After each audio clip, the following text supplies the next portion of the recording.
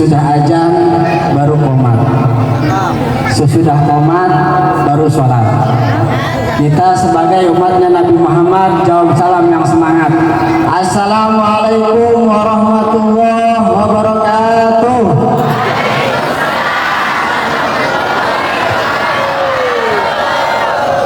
Bismillah, alhamdulillahil ahad, wassalatu wassalamu ala man bis sama ismuhu Ahmad wa bil ardi ismuhu Muhammad wa ala alihi wa sahbihi adada kulli marratin alfa marrah amma ba'd.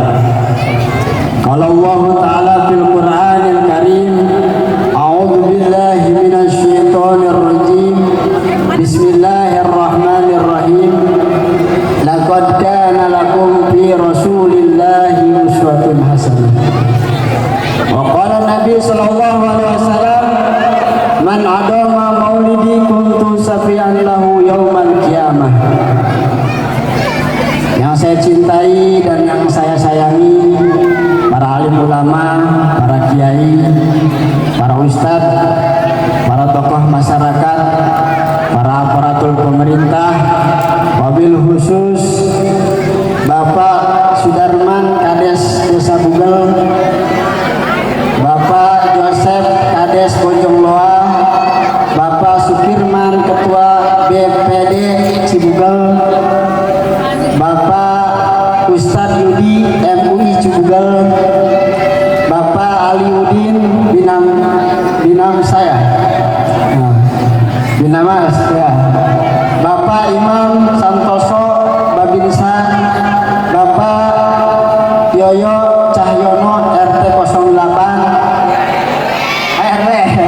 mohon maaf, Bapak Yoyo Cahyono RW 08, Ketua Karang Taruna Bapak Haryono RT 01, Bapak Sambas RT 02, Sumarsono Bapak Sumarsono staf Desa Cinugel, Bapak Sukirmam Ketua BPD Cibugel, Bapak Muslih atau Ucu Jarok dan Kiai Haji Hambali dan Bapak Jana Ketua RT Blok 04 dan Pak Dewi RT 03. Mudah-mudahan beliau selalu diberkahkan oleh Allah Subhanahu wa taala. Amin. Yang saya hormati dan yang saya sayangi, para bapak, ibu-ibu, pemuda-pemudi umat baginda Nabi besar Muhammad sallallahu alaihi wasallam. Malam ini kita termasuk orang-orang yang paling beruntung, karena secara hakikatnya kita masih diundang oleh Allah Subhanahu wa taala ke tempat yang paling mulia ini. Mudah-mudahan ini tempat menjadi tempat turunnya rahmat, menjadi tempat turunnya maghfirah, menjadi tempat turunnya hidayah. Karena duduknya kita di sini, hadirnya kita di sini sedang memuliakan dan mengagungkan Nabi, kelahiran Nabi besar Muhammad sallallahu alaihi wasallam. Di dalam kitab Hawasi Sarwani dijelaskan bahwasanya malam yang paling agung, malam yang paling mulia, malam yang paling utama adalah malam kelahirannya Nabi besar Muhammad sallallahu alaihi wasallam. Setelah malam kelahiran Nabi Muhammad baru malam Lailatul Qadar. Setelah malam Lailatul Qadar baru malam Jum'ah. Setelah malam Jum'ah baru malam Isra wal Mi'rajnya Nabi besar Muhammad sallallahu alaihi wasallam. Pertanyaannya, kenapa malam Maulid itu lebih agung, lebih mulia daripada malam Lailatul Qadar? Padahal kita tahu keistimewaan malam Lailatul Qadar. Malam Lailatul Qadar adalah malam turunnya rahmat, malam turunnya para malaikat, malam turunnya Al-Qur'an. Tetapi kenapa malam Maulid lebih mulia dan lebih agung daripada malam Lailatul Qadar? Al-Imam Al-Asqalani radhiyallahu anhu, beliau mengatakan bahwasanya malam Maulid lebih mulia, lebih agung daripada malam Lailatul Qadar karena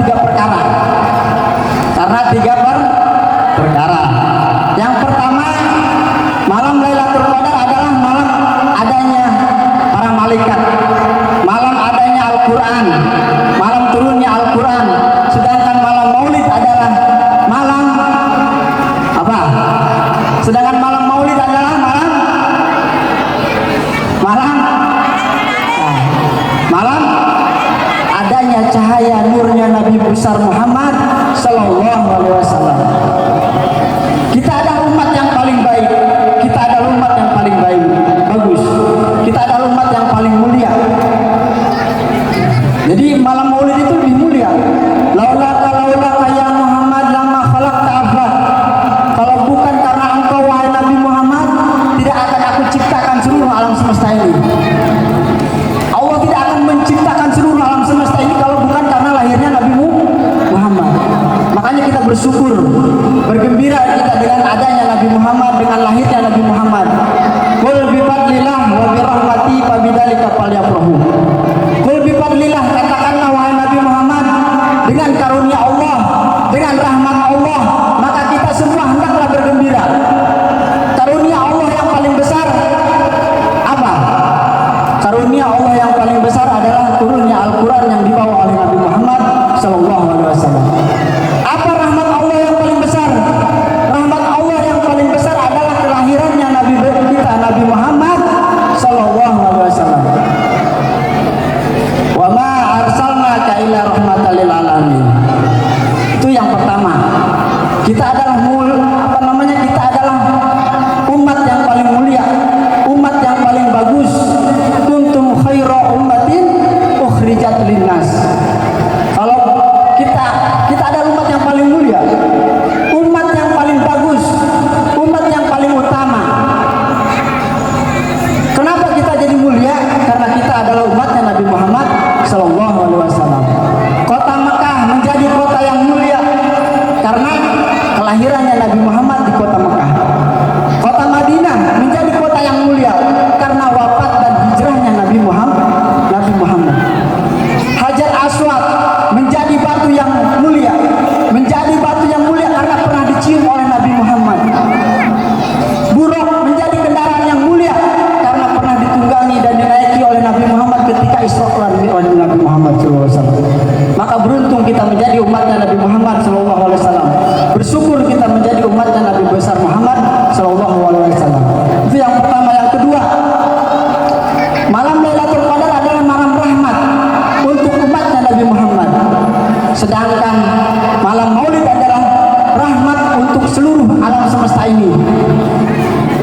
Sebagaimana Allah berfirman, "Wa ma arsalnaka illa rahmatan lil alamin." Tidak aku utus engkau wahai Nabi Muhammad. Tidak aku utus engkau wahai Nabi Muhammad. Kalau tidak aku utus engkau wahai Nabi Muhammad, melainkan untuk memberikan rahmat untuk seluruh alam semesta ini. Nah, itu yang kedua. Yang ketiga, malam Lailatul Qadar adalah malam anugerah untuk Nabi Muhammad SAW. Sedangkan malam Maulid adalah sosok yang diberikan anugerah oleh Allah kepada Nabi Muhammad SAW. Kalau tidak ada lahirnya Nabi Muhammad, kalau tidak ada adanya Nabi Muhammad, tidak akan ada hari-hari agung di dalam Islam, tidak akan ada hari-hari mulia di dalam Islam, tidak akan ada namanya Idul Fitri, tidak akan ada namanya Idul Adha, tidak akan ada namanya Isra Mi'raj, tidak akan ada namanya Maulid Nabi yang kita rayakan malam ini, tidak akan ada namanya Nuzulul Quran, tidak akan ada namanya Muharram, tidak akan ada itu semua kalau bukan karena adanya dan lahirnya Nabi Muhammad Sallallahu Alaihi Wasallam. Nah, maka beruntung kita menjadi umatnya Nabi besar Muhammad Sallallahu Alaihi Wasallam. Hadirin yang dirahmati Allah Subhanahu Wa Taala, supaya kita memahami dan kita paham tentang Maulid yang kita rayakan pada malam ini, bahwasanya peringatan Maulid Nabi besar Muhammad Sallallahu Alaihi Wasallam bukanlah tradisi, bukan juga kebiasaan tahunan kita, bukan juga budaya, bukan.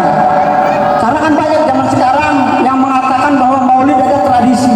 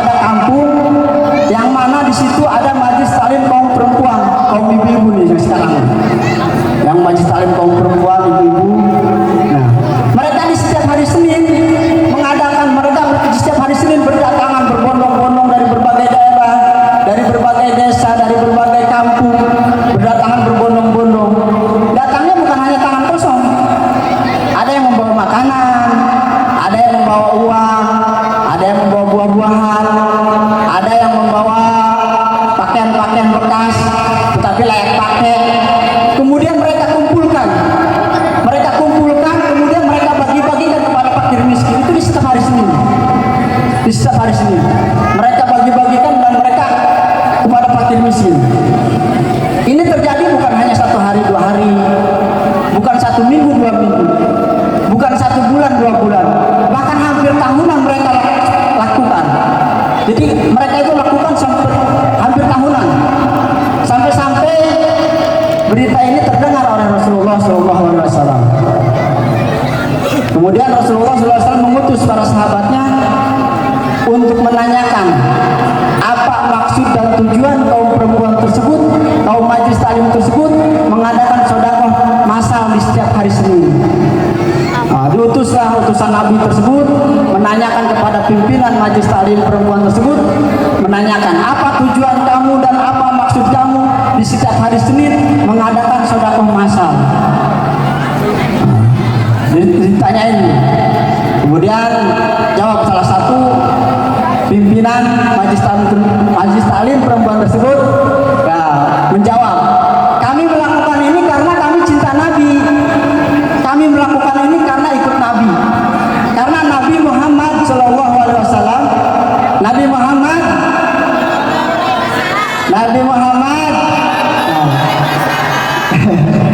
disalut Allah. Jadi karena Nabi Muhammad SAW merayakan dan mengagungkan kelahirannya sendiri dengan berpuasa di hari Senin. Jadi Nabi aja mengagungkan dan mensyukuri kelahirannya dengan berpuasa di hari Senin. Jadi setelah mendengar jawaban-jawaban tersebut, pulanglah utusan Nabi tersebut melaporkan kepada Nabi. Kebetulan Nabi Muhammad SAW sedang duduk bersama para sahabatnya, bersama para sahabat dan kaum-kaumnya. Jadi ketika melaporkan kepada Nabi Muhammad SAW, Nabi mendengarkan atas penyampaian dari sahabatnya tersebut. Kemudian Nabi Muhammad SAW bersabda, salah satu yadkhulunal jannah bighairi hisab wal adab. Jadi ada 3 golongan umatku yang masuk surga tanpa dihisab, tanpa diajab, tanpa diperiksa. Kira-kira kita mau nggak masuk surga tanpa dihisab, tanpa ditanya, tanpa diajab? Ya. Jadi ada 3 golongan umat Nabi Muhammad SAW yang masuk surga tanpa diajab, tanpa dihisab, dan tanpa diperiksa. Jadi yang pertama adalah orang yang mengagungkan dan memuliakan kelahiran Nabi besar Muhammad Sallallahu Alaihi Wasallam. Itu yang pertama. Nah, seperti yang kita rayakan ini, kita mengagungkan Nabi Muhammad. Ada yang berkorban, yang udah menyumbangkan hartanya, menyumbangkan tenaganya, menyumbangkan pikirannya, ya kan? Yang meluangkan waktunya untuk hadir di sini. Nah, mudah-mudahan kita semua tergolong orang-orang yang masuk surga tanpa dihisab, amin. Tanpa diajab, amin. Tanpa diperiksa, amin, amin ya rabbal alamin. Nah, itu yang pertama. Yang kedua, orang yang masuk surga tanpa dihisab, tanpa diajab adalah orang-orang yang mengamalkan sholawat. Dari tadi dari pertama kita bersolawat. Di sini ada 3 hadroh katanya. Ya, RT. Nah, RT 0 berapa tuh? Pokoknya 3 hadroh di sini. Pokoknya semuanya itu untuk mengagungkan Nabi Muhammad, bersalawat kepada Nabi Muhammad. Mudah-mudahan kita semua tergolong jadi umat yang paling baik, umat yang paling agung, umat yang paling pertama. Nah, jadi karena kan orang kita masuk surga itu bermacam-macam. Ada yang melalui penghisaban dulu, ada yang melalui Shirathul Mustaqim, ada yang melalui disiksa dulu oleh Allah Subhanahu wa taala, baru dimasukkan ke surga. Jadi mudah-mudahan kita semua orang-orang tergolong yang masuk surga tanpa dihisab, tanpa diajab. Amin, amin ya rabbal alamin. Itu sholawat adalah doa yang paling mustajab.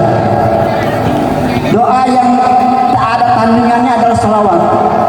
Bahkan tidak ada amal perbuatan yang dalam keadaan sombong, riya, hina dijabah oleh Allah Subhanahu wa taala kecuali sholawat.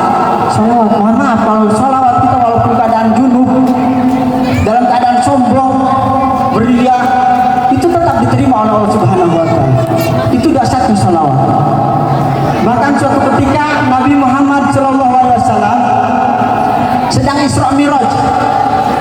Isra Mi'raj di perjalanan melihat satu makhluk, yang mana makhluk itu aneh.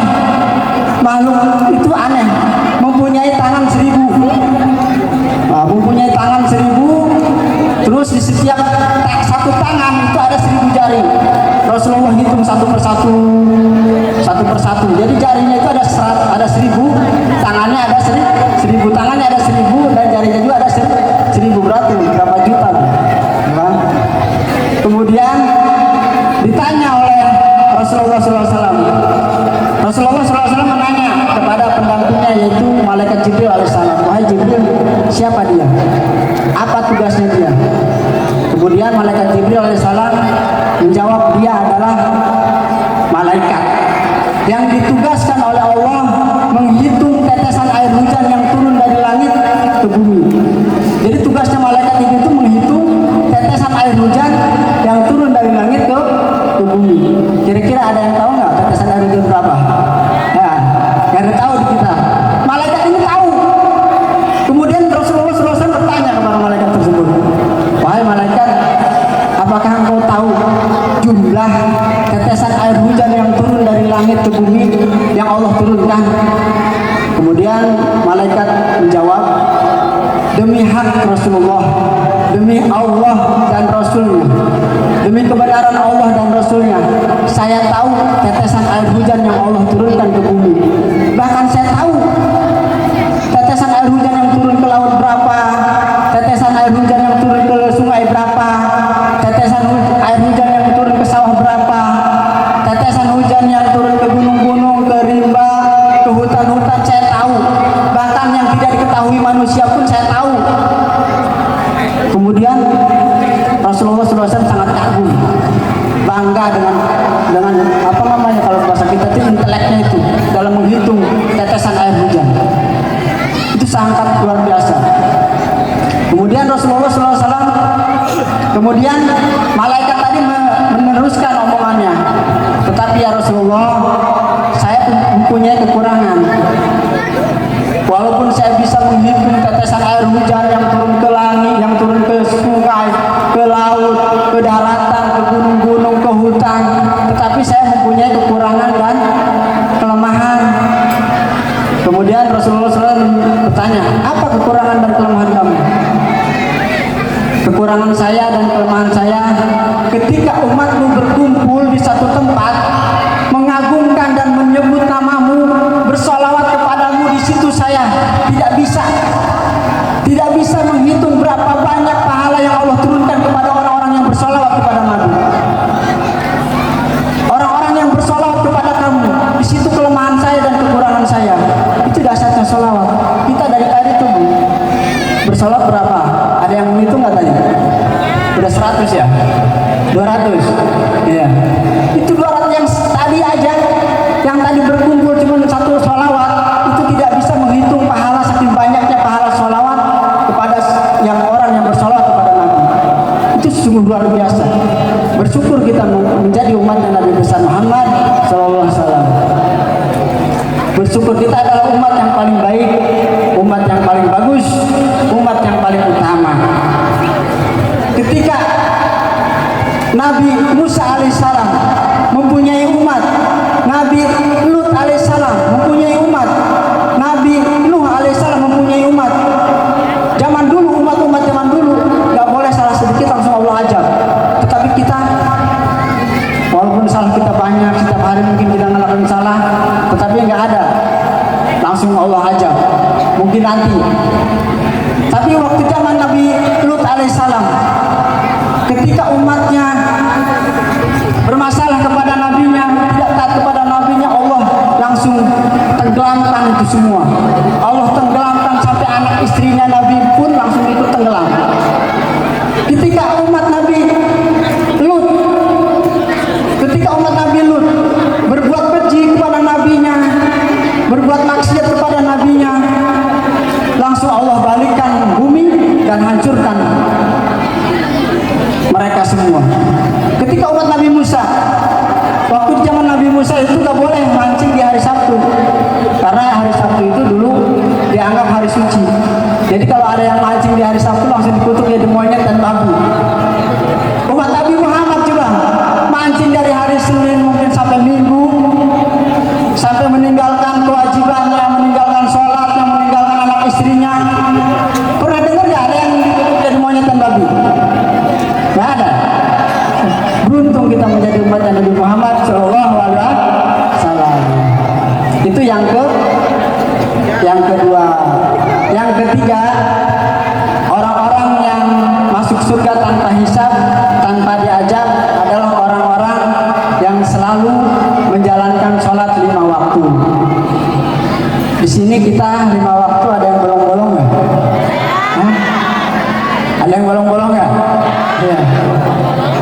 subuh kita kesiangan, ya, siang masih sibuk di kerjaan, ya, sore kita masih sibuk di jalan, maghrib kecapean tidur, malam bangun tidur langsung tidur lagi, bangun langsung tidur lagi.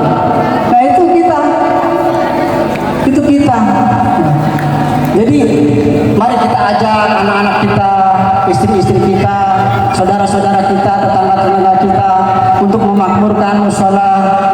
Ini musola apa? Baitur Rahman. Mudah-mudahan ini musolanya musola berkah. Ini musola yang dicintai oleh Allah Subhanahu wa taala. Tuh, mari kita. Karena sholat bisa menentukan baik buruknya seseorang. Baik buruknya seseorang itu tergantung sholatnya. Kebahagiaan seseorang itu tergantung sholatnya. Kelak nanti di akhirat. Bahkan keselamatan seseorang tergantung sholatnya. Nanti di kelak di akhirat kita tergantung amal ibadah kita. Bahkan pertama kali dihisab, dipertanyakan adalah amal sholat. Itu sholat. Suatu ketika pernah Nabi Muhammad SAW, suatu ketika Nabi Muhammad SAW bertanya kepada seekor sapi atau seekor kerbau. Tahu sapi? Tahu kerbau? Nah, yang hitam mungkin gede, nah itu sapi. Nah itu. Jadi pernah seekor sapi dan kerbau ditanya oleh Rasulullah SAW. Wahai sapi, manfaat manakah engkau dengan seekor kambing? Si sapi menjawab, ya Rasulullah, saya punya daging besar, saya punya daging banyak, saya punya tenaga juga besar, saya dijadikan oleh umatmu kurban di setiap hari raya, saya dijadikan oleh umatmu membajak-bajak sawah. Setidaknya lebih manfaat saya daripada seekor kambing. Seekor kambing menjawab juga, ya Rasulullah, walaupun daging saya lebih sedikit daripada kerbau atau sapi, tetapi saya juga dijadikan kurban di setiap hari raya. Saya juga pernah dikembala olehmu. Setidaknya lebih manfaat saya daripada seekor ayam. Wah, ayam bingung, dia lebih kecil, ya kan? Bingung seekor ayam. Seekor ayam terus menjawab lagi, ya Rasulullah, walaupun daging saya lebih kecil atau saya lebih kecil daripada seekor kambing, seekor sapi, tetapi saya juga membangun-bangunin umatmu di waktu subuh yang terlelap, ya kan? Terus bahkan saya dan telur saya dijadikan oleh umatmu di setiap acara-acara syukuran, di setiap acara-acara ya syukuran dalam Islam. Bahkan lebih didahulukan daging saya dan telur saya, karena daging kambing, daging sapi mahal ya.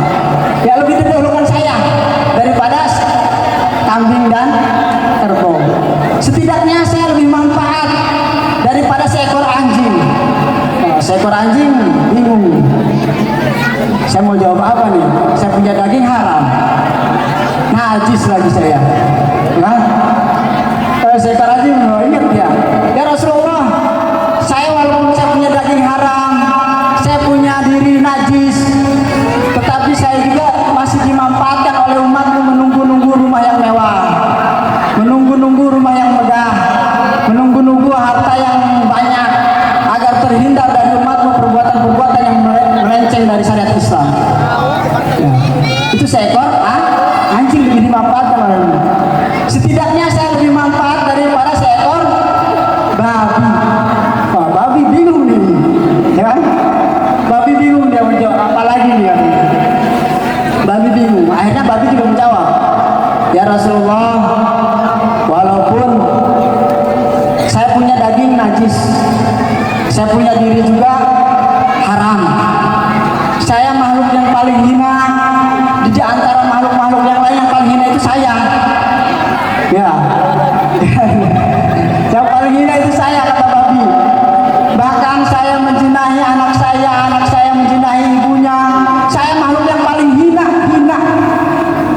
Tetapi saya tidak dipertanggungjawabkan nanti kelak di akhirat.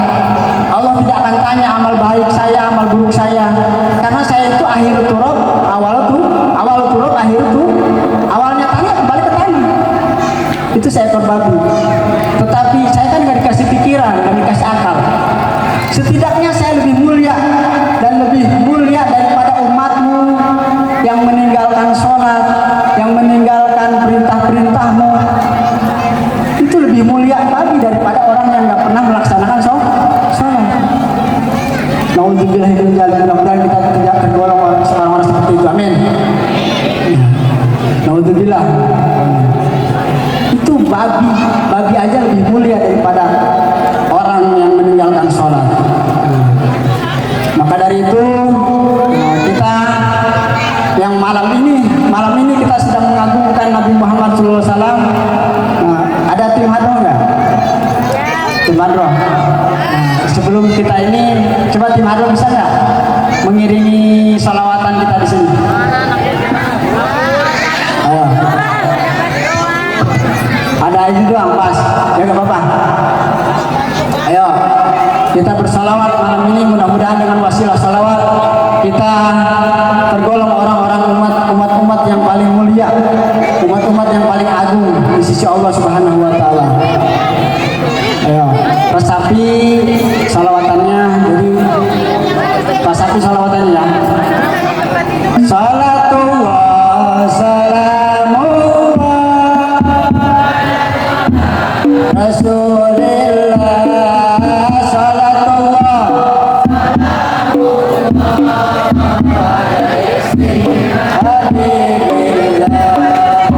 Salatullah salamullah Rasulillah. Salatullah salamullah ala yasin habibillah. Wahai ikhwan kawan semua, hendaklah kita sadar bersama, hidup di dunia